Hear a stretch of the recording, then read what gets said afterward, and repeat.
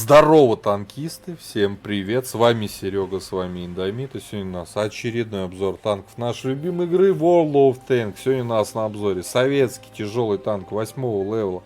Проходная прокачиваемая ветка КВ-4. Вот это вот гроб на гусеницах. Огромный, просто невероятно огромный танк в габаритах. Вот, сегодня полноценный гайд и обзор у нас по КВ-4. Ну и, конечно, сейчас пойдем смотреть бронирование этого супер тяжа на 8 уровне. Погнали!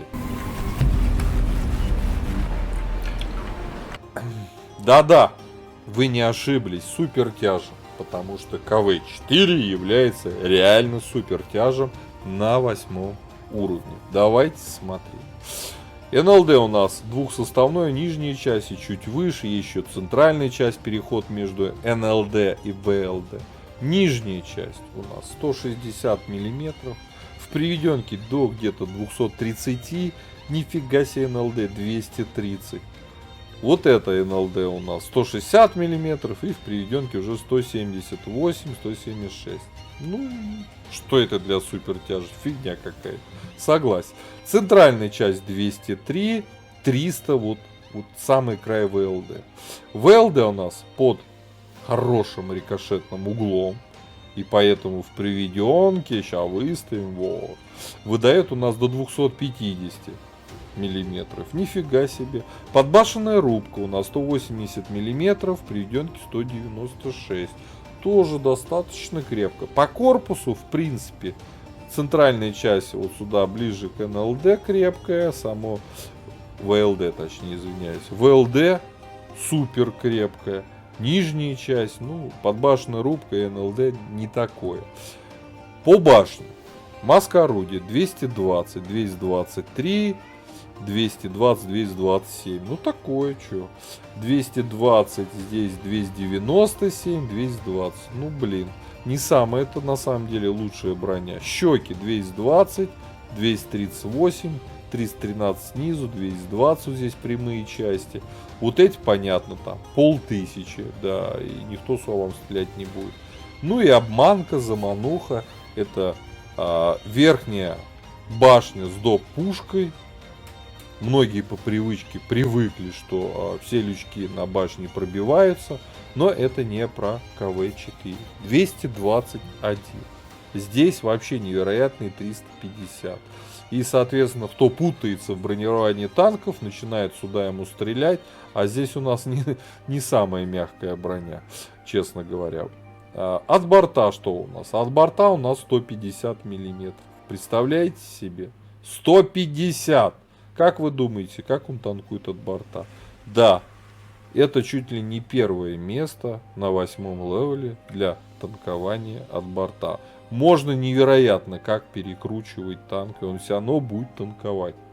Вот это нужно помнить. И, кстати, когда он вас будет стрелять, зачастую вы никогда не увидите вот этих мест, потому что пушка на вас вот так будет смотреть.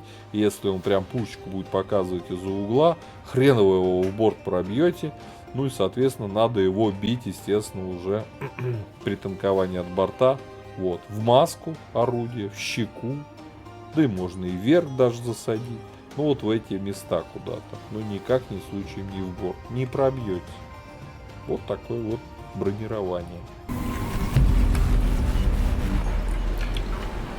Ладно, с броней разобрались. Пошли смотреть основные модули. У нас куча пушек 7-го левела.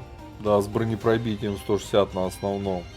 И здесь у нас 175 при Альфе F390. Круто, но бронепробития нет. И вот здесь уже у нас что-то интересно. Пушка 1-8 уровня 217. Вот к чему нужно стремиться. Я вам реально рекомендую все-таки заходить надо со свободным опытом, чтобы садиться вот сразу на эту пушечку. Вот. Конечно же, нас интересует вот это орудие 107 мм ЗИС-24. Альфа здесь меньше, не 390, 320, но пушка заряжается, ну давайте для сравнения, сейчас откроем, вот, смотрите, 12 секунд, здесь пушка заряжается 9, Пробитие на основном снаряде здесь у нас 227, здесь 217, 270 здесь у нас голда, здесь 289, почти 290 миллиметров. Да? ДПМ 2133 против 1950. И точность вместе со сведением немаловажная для этой пушки. У нас точность СТ среднего танка 0,36 на стоке. 2,3 секунды время сведения против 3. Поэтому рекомендую топовую пушку 9 уровня. По поводу башни. Что же у нас здесь за разница? Разница у нас в броне плюс 40 миллиметров, нифига себе. Боковое бронирование, сзади броня увеличивается. Еще и 20 метров обзора дает. Поэтому обязательно проходите и выкачивайте эту башню. Безусловно, 440 метров против 730 качайте топовую рацию. Ровно как и для двигателя. Плюс 20% подвижности вам топовый двигатель даст. Ну и танк тяжелый, медленный. Соответственно, ходовая плюс 2 градуса в секунду. Это важно для этого танка. Качайте топовую ходовую, без которого не поставите. Кстати, топовую башню, по-моему, топовое орудие. Полевая модернизация. Тут даже особо думать-то не надо. Облегченную, вернее не облегченную, зачем это я говорю? Вездеходную ходовую подвижности, потому что танк медленный. Вот. На топовые пушки, давайте откроем. У нас хорошая точность, нормальное сведение. Здесь либо не качайте ничего, либо под свой геймплей выбирайте, что вам наиболее важнее. Точность, либо сведение. Но я бы для ближнего боя качнул бы, и может даже буду качать, все равно же буду качать полевую модернизацию. Когда-то буду качать, наверное, притирку шестерни наведения. Звукоизоляцию однозначно, потому что мы медленный. И сюда мобильность вторым слотом. По оборудованию. Нестандартный немного комплект. Этой пушке стаб не нужен. У нее отличная стабилизация. Поэтому от стаба я отказался в пользу подвижности танка. Поставив основной слот, дающий дополнительный буст на выживаемость, закалку. Тяжелый танк. Огромный танк. Поставил досел. Ну и поставил турбач. Чтобы гонять, да. Сделал из него Формулу-1. Вот, основной снаряд у нас ББХ, летит комфортно 1050 метров, там голда вообще подкол летит 1300 на этой пушке, ну куда быстрее. По снаряжению ремка, аптечка, автоматический огнетушитель, да. Вот, 6 членов экипажа, у нас 2 заряжающих радиста, перки наблюдаете перед собой сейчас в табличке. Вот, по УВ. В отличие от большинства совков на разных левелах, у нас даже минус 6. Ну, понятно, что минимально комфортно везде всегда считалось минус 7. Поэтому мы можем честно говорить, что у танка УВН нету. И что тут даже бабушку лохматить. Вот. По ХП зато у нас на закалке почти 1900. Нифига себе ХП сколько. Супер тяж. Кстати, какой огромный. Супер тяж. По мобильности. С турбиной он у нас уже едет 34-13 назад. 12 лошадей на тонну удельная мощность. По обзору 3,64 метра. Слепы. Хотя могли бы начислить обзору побольше, потому что мы же высокие. Далеко глядим. Нифига себе дали. Обзорные точки где. Но почему-то 3,64 метра. Да и фиг с ним. Это танк ближнего боя. По плюсам и минусам машины. По броне плюс от борта факт. А башни неоднозначные. Башни однозначные. Я вот все-таки такие башни, как у ИСа-3, да, ну и подобные. Объект 703. Да даже ИС-5. Да даже ИС-6. И то по броне мне как-то более комфортно, нежели вот эта офигенная огромная вещь, которую легко выцеливать и, ну, короче, такое себе. Но в целом по броне все равно неплохо. Вот. А минус танка основной, это его габариты. Ну, в такой танк нифига себе, как удобно стрелять. В борт, в башню, куда, ну, как корабль, теплоход. Титаник плывет по карте World of Tanks. Вот, да.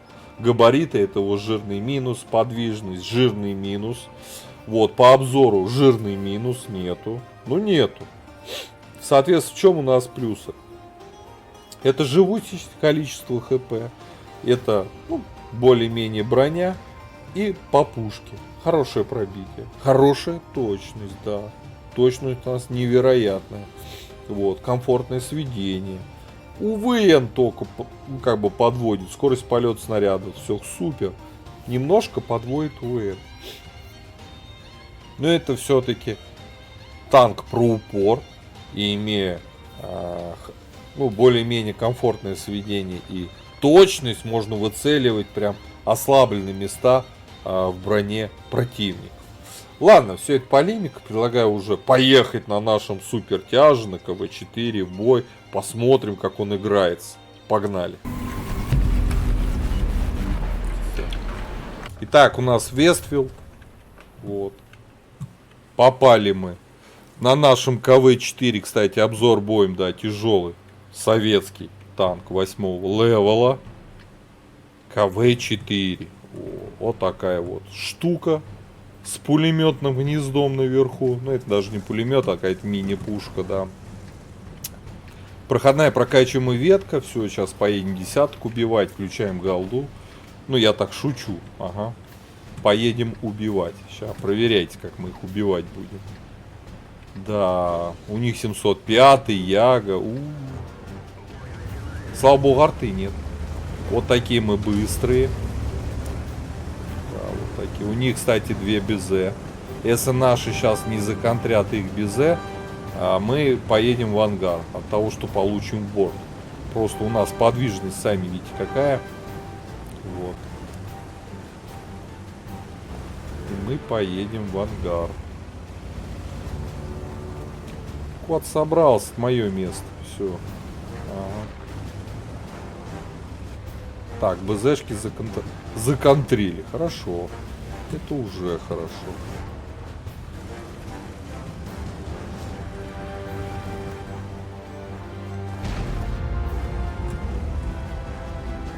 Фига себе, у них вафлика приехала. Вот дают.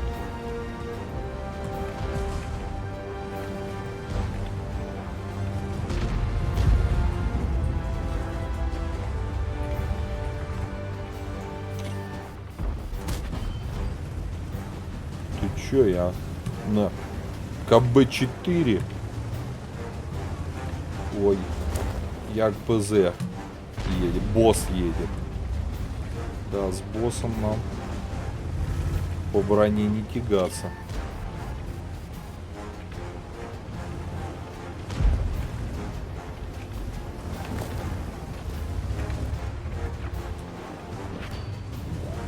Гля, как броня держит.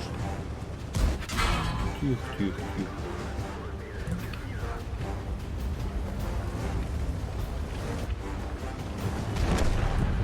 Пушечка не гнется, единственное у нас что-то. Вот пушечка не гнется. Я вафли боюсь просто жутко.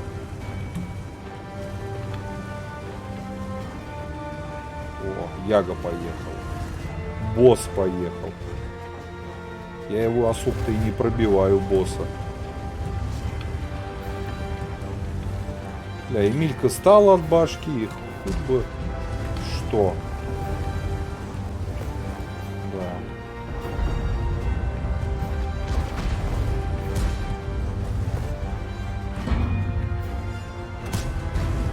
Тихо, тихо, тихо. Тихо, тихо. Что это вы там задумали? Ух, ух, ух. Будем танковать в этом бою, да. Здрасте. Ты гля, у них как все активно-то воюют. Борщ.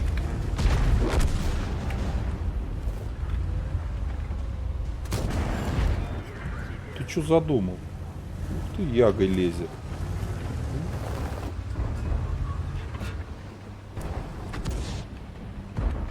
Борща бы слить, было бы уже лучше.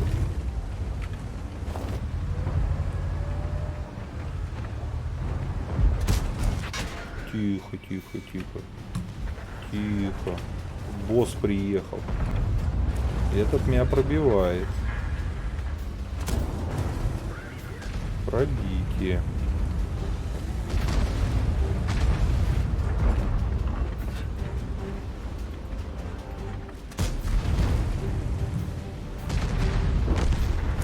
Варят что.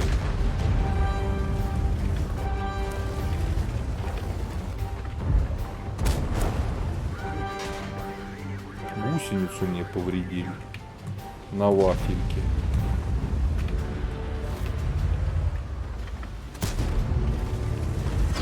Тихо, тихо.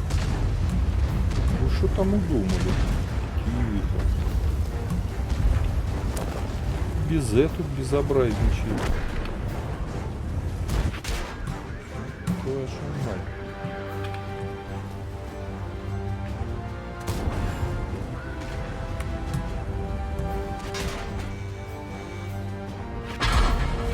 Гаденыша.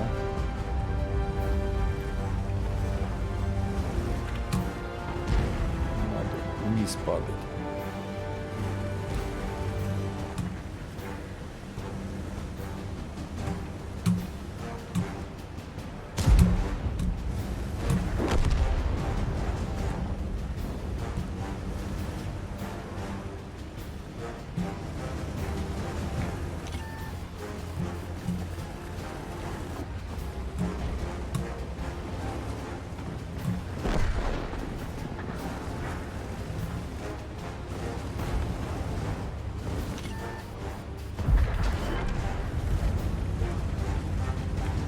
Ребят, 3К сумма, да. Пока еще живем. Броня позволяет, да.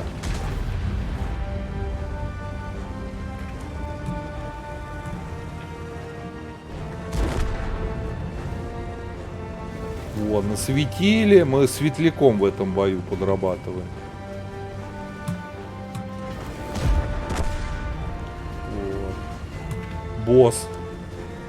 Эх, вафля. Не босс, вафля мясо. Ладно. 3400. Понятно, что эта карта не наша. Переигрывать не буду. Я хотел вам показать бронирование. Я вам показал. КВ-4. Почти 4К натанковали. Вот. Ну, настреляли мало. Бой с десятками. У нас ствол не гнется. Попали, карта не городская. Сплошь одни проблемы. Ну, еще насветили. И еще у нас отметка плюс 11%. Я на этом танке не катал. Не катал вовсе. Вообще. Я его прошел. Да. Вот. Броня. Броня без УВН. Ну, понятно, что много мы не настреляли. Ну, извините, восьмерочка против десяток. Зато насветили. Вот. Эти сколько заблокировали броней-то, а? Но все равно в сумме у нас нормально. Правильно? Правильно. Почти 4К сумма. Вот. Так, ребята, кто на КВ 4 катает сейчас, качает ветку, у кого он есть в ангаре. Вот. Давайте хвалитесь под видео, пишите, как вам КВ-4. Заходит, не заходит. Какое может быть другое оборудование на нем надо катать. Для тех ребят, которые будут смотреть обзор, поделитесь своим мнением. Но танк медленный, я считаю, без турбины это говно. Досл ему нужно однозначно. Ну и тяжелый танк, закалка 100%. Вот, как-то так. Как-то так. Ставьте свои лайкосы, подписывайтесь на канал. А я вам говорю, до скорых встреч. Пока. Поддержи брата-танкиста лайком под этим видео, подпиской на канал, ну и, конечно, прожми колокольчик, чтобы быть в курсе всех новых стримов и самых последних обзоров по нашей любимой игре.